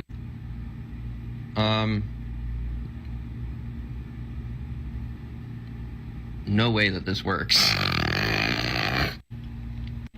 Countries around the world got absolutely battered this week. In Halong, Vietnam, 38 people died last night after a massive tropical storm capsized a tourist boat, with the torrential rain and huge hailstones severely impacting the search for survivors. In Ajmer, India, people were seen literally getting swept away on the streets while shop owners and bystanders tried to pull them to safety after the region was hit with nearly 130% more rainfall so far in this year's monsoon season. Bucharest, Romania was hit with such an extreme storm on Thursday that it triggered code red and code orange alerts across 15 different counties. Local media describe the scope of these alerts as unparalleled in recent history. In Washington, D.C., today, torrential rain has caused floods and prompted water rescues. Over the weekend in Alberta, Canada, thunderstorms lit up the sky and flooded the streets, causing power cuts and traffic chaos. Just outside of Ankara, in Turkey, floods got so bad that they burst through freaking apartment walls and swept away cars. And certain regions in South Korea this week were hit with the heaviest rainfall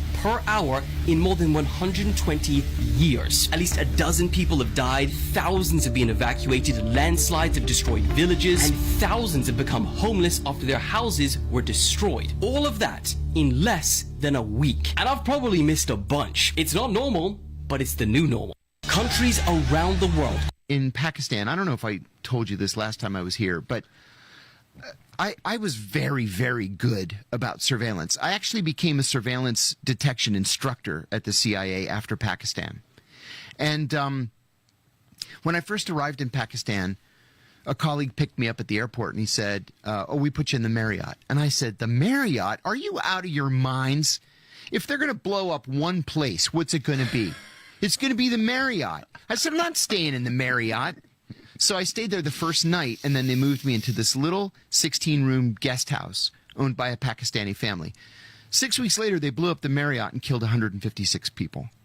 So jeez. I was in this little, with the truck bomb made a crater so deep that water was seeping in from the water table. That's how big this bomb was. I'm like, you see? What did I tell you? So anyway, every day I would leave at a different time and take a different route to work. And every night when I was done, and the days were very, very long, it wasn't unusual to work an 18-hour day.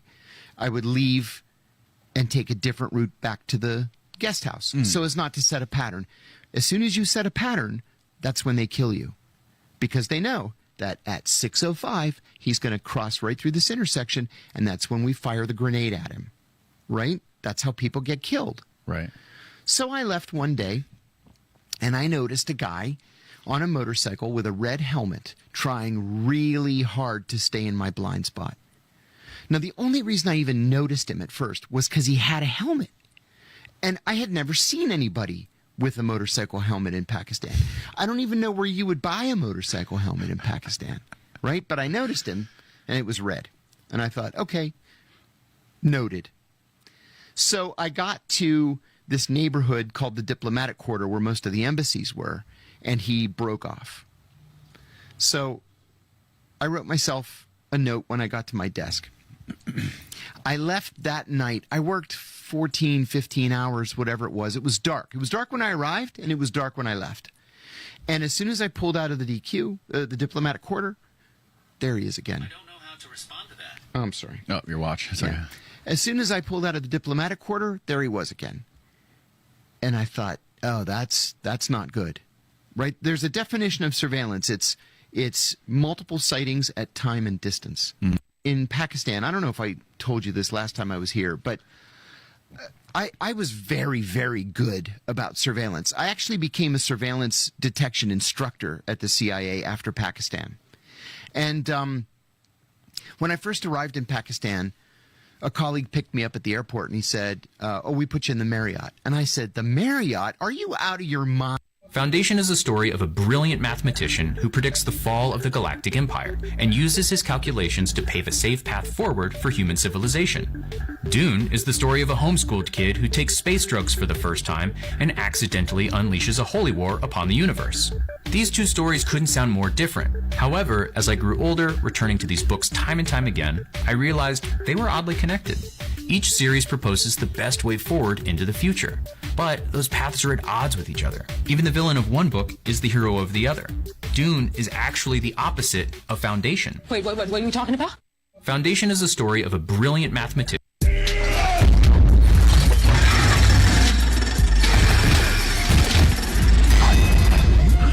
I'm conflicted. You want conflict. Why don't you take these chains off, little brother, and we'll see who gets undone. Are you invoking the combat of the kings? Call it whatever you want. I call it an ass whooping. Let's see if you remember anything.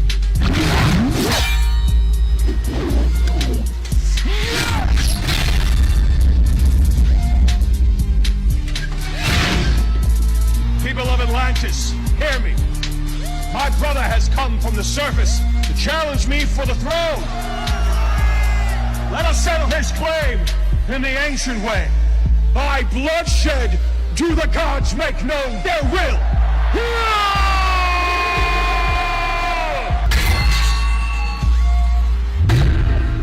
You have our mother's trident. Powerful, but flawed like her. I wield my father's. And it has never known defeat.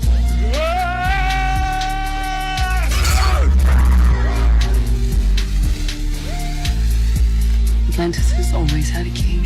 Now I need something more. What could be greater than a king? A hero. A king fights only for his nation. You fight for everyone. You thought yourself a king? You dishonor this place with your presence. Stop! I came because I had no choice. I came to save my home and the people that I love. I came because the trident is their only hope. And if that's not good enough, then screw you. No man has ever freed the trident from Atlan's grip.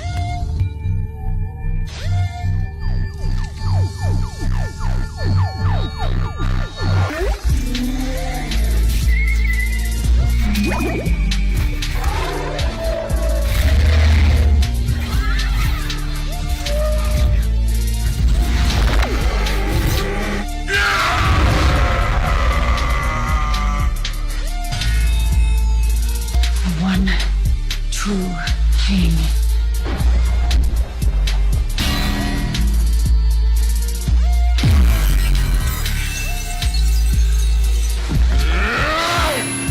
Something came down from the sky! Please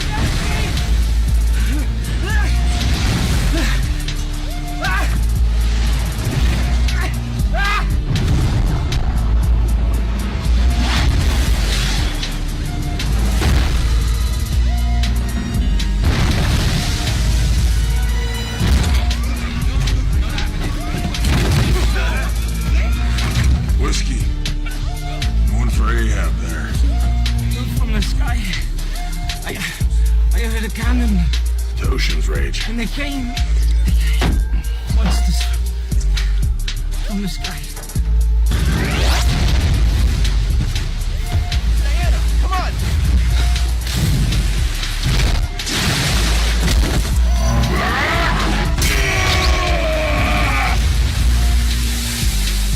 Yes, anong ano natin sir? Nag-replace lang ako ng CPU, sir. Tapos, thermal freeze. Nag-pipe ko ako. Tapos, nung, isasakta ko na, hindi na po nag-display. Trinay ko na rin po i-reset yung RAM, tsaka yung CMOS. Ayaw pa rin. Yung battery, tinanggal mo na. Oo. Ba't ka nag-replace, sir? Oh. Matagal na ako sa mainit?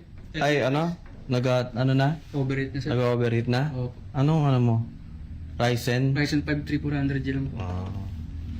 Sige. Testingin natin, sir, Sige. Testingin natin. Taga saan ka? Taga lang, sir. Nabaliches.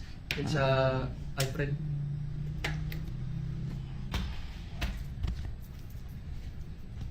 Saan ko nakita, boss? Facebook, sir. Facebook. Said ng girlfriend ko. Mel Gibson on your podcast the other day, he brought up the Shroud of Turin. Yeah. And I always thought... Can you believe this is what...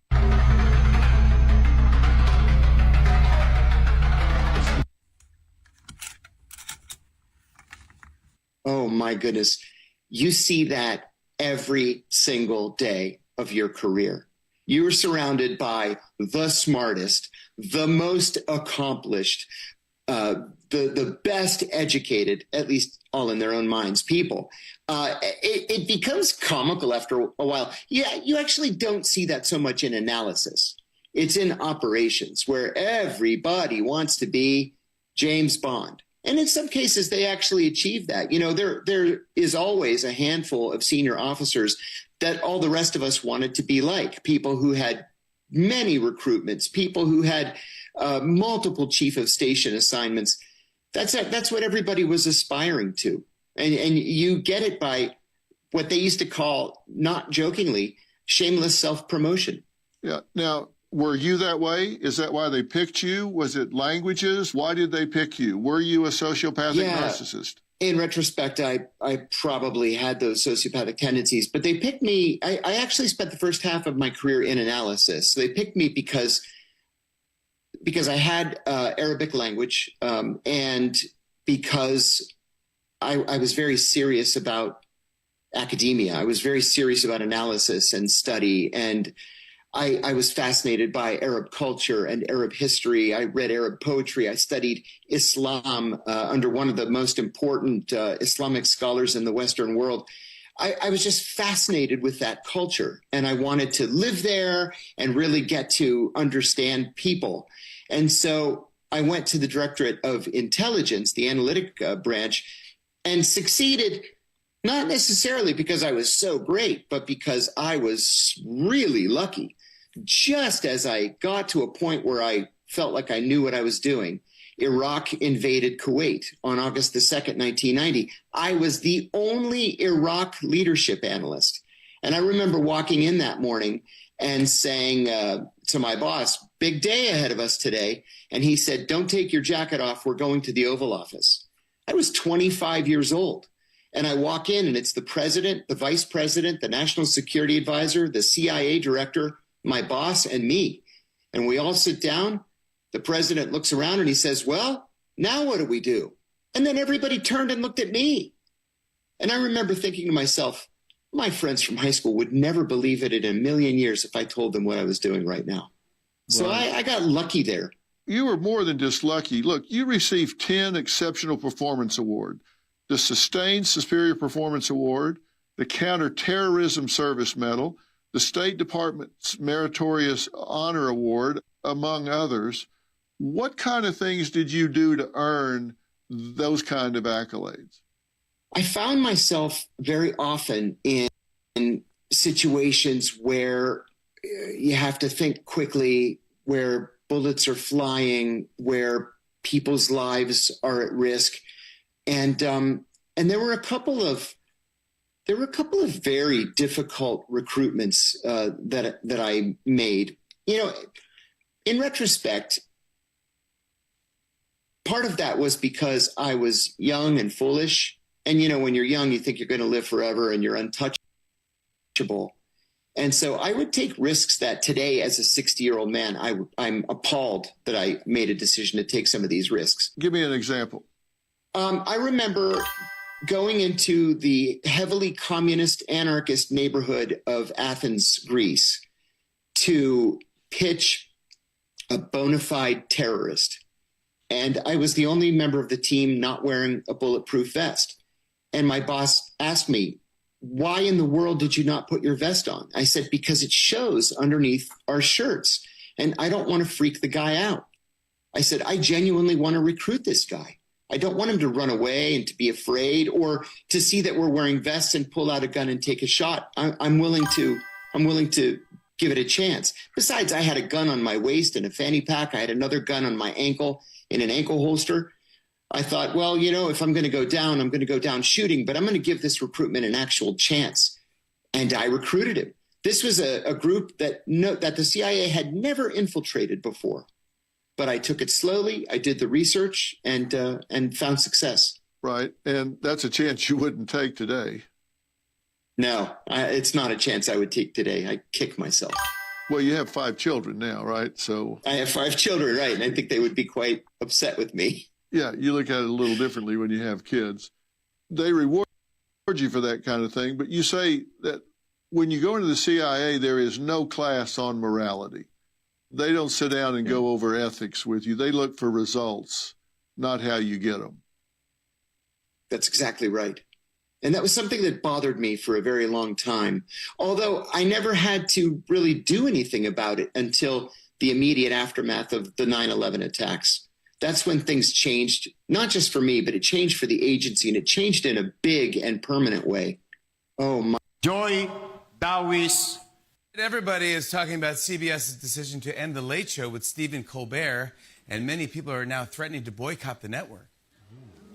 Yep. CBS could lose millions of viewers plus tens of hundreds watching on Paramount Plus.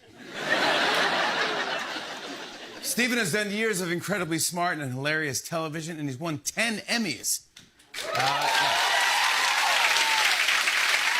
This gaming PC just came in the shop because after a customer upgraded their CPU, they're getting no display out. And if you're thinking that this issue is all related to this GPU not being installed properly, you'd be wrong. Because it makes no difference if we install it properly, we still get no display. So then what's going on with this system? Well, it's pretty simple. Because if we just pull off the CPU cooler, we can see that our customer installed a Ryzen 7 5700X3D on an A320 motherboard. And although technically this motherboard and CPU are compatible with each other, as we can see on this motherboard's CPU support list, it's right there. They don't work with each other out of the box. Because, well, this CPU actually came out 7 years after this motherboard was even released. Meaning although this CPU does have backwards compatibility with this older chipset, the motherboard actually has no idea what this CPU even is, which is why it's throwing this post here. But there's a simple way to actually tell this motherboard what this CPU is, and it's called a BIOS update, a process that updates the firmware of this motherboard so it can understand that it's actually compatible with this CPU. In order to do this on this particular motherboard, because it doesn't have an easy BIOS flash function, we're gonna have to reinstall this old CPU first. So let's pull out the new one, reinstall the original Ryzen 5 1600, which allows us to boot straight into Windows. This way we can figure out what BIOS version we're gonna need, F55 or newer it looks like. So let's download that compatible version, and for Gigabyte motherboards you have to put that file on the root directory of a flash drive, which we can plug in. This way we can copy and paste the BIOS file to the root directory. Now let's just shut the system off, turn the system back on, and press delete on startup so we can enter the BIOS. And in here, we're gonna wanna click QFlash. And then if we follow the prompts to update the BIOS, select the BIOS version we wanna update to, we can click start to go from a version from 2019 all the way up to 2025. That'll actually be compatible with this Ryzen 7 5700X3D. Now that this BIOS update's complete, we can pull out the old CPU and install back our 5700X3D. And there's no way I'm putting this stock cooler on this CPU.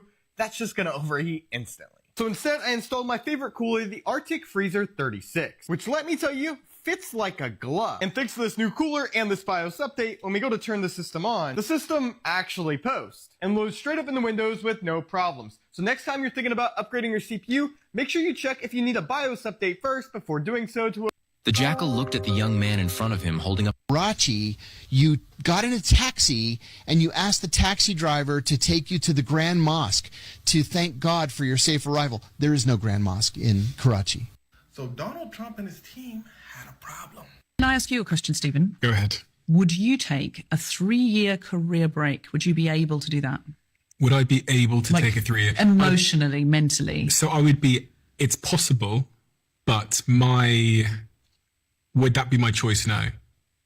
It's obviously possible because I have the means to, so I'm a different person. I'm slightly... You need to leave. Wait, really? Yeah, you need to leave. Why? I'm trespassing you from my studio. Kindly leave. Bitch, you think I want to stay on this shit for 6 hours? If you tell me to leave one more time, my raccoon will bite you. Can you just leave? I get. In the north of the world, Melkor had in the ages past reared Ered Engrin, the Iron Mountains, as a fence to his citadel of Autumno. And they stood upon the borders of the region of everlasting cold, in a great curve from east to west. Behind the walls of Ered Engrin in the west, where they bent back northwards, Melkor built another fortress as a defense against assault that might come from Valinor. And when he came back to Middle-earth, as has been told, he took up his abode in the endless dungeons of Angband, the Hells of Iron. For in the War of the Powers, the Valar, in their haste to overthrow him in his great stronghold of Autumno, did not wholly destroy Angband, nor search out all its deep places. Beneath Ered Engrin, he made a great tunnel which issued south of the mountains, and there he made a mighty gate. But above this gate, and behind it even to the mountains, he piled the thunderous towers of Thangorodrim, that were made of the ash and slag of his subterranean furnaces, and the vast refuse of his tunneling. They were black and desolate, and exceedingly lofty, and smoke issued from their tops dark and foul upon the northern sky. Before the gates of Angband, filth and desolation spread southward for many miles over the wide plain of Ardedan. This is a Roman soldier, a legionary.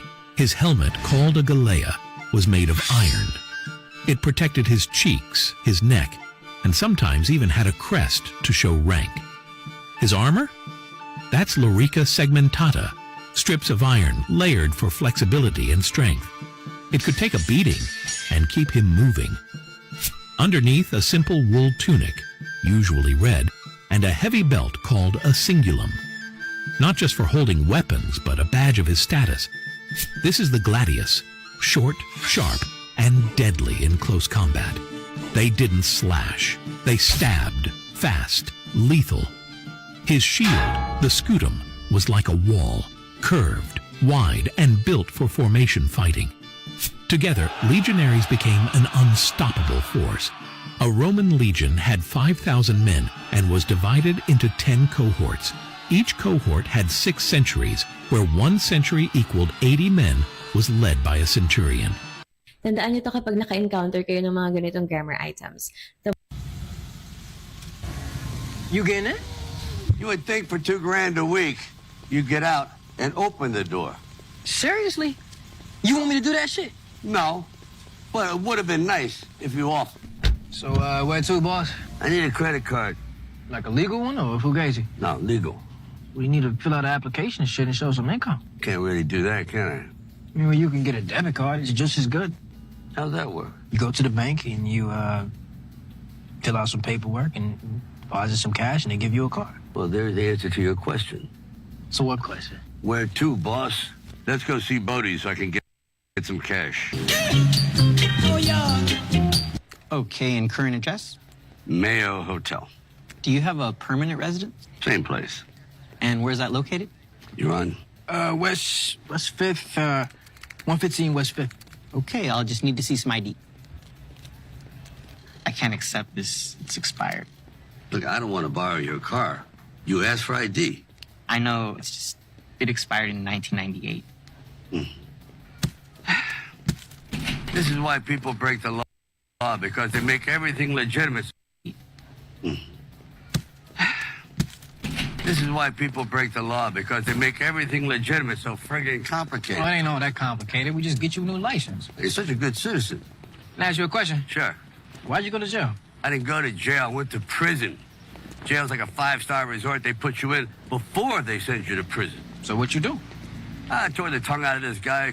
This filthy gaming PC just came in the I'm about to tell you one of the craziest cinematic connected universe theories in film history. In Glass, we see that our main characters are getting admitted to a psychiatric hospital. What's revealed is the psychiatric hospital is being run by a secret organization known as Clover. Their job is to keep the knowledge of the supernatural a secret from the public. Anyone connected to the supernatural is admitted here not to help them, but to silence them. In the visit, it is said that these are two crazy people who escaped from a psychiatric hospital. Night Shyamalan in an interview stated that he initially intended for their escape to be mentioned in Glass. This is the same psychiatric hospital that they escaped from. They were meant to cameo in Glass as well, but M. Night pulled back on this because it would have completely recontextualized the way we see them. The way it plays now, these are just two crazy people, but if they were admitted at a place that is meant to silence the supernatural, then that would mean the Clover organization is trying to silence them as well.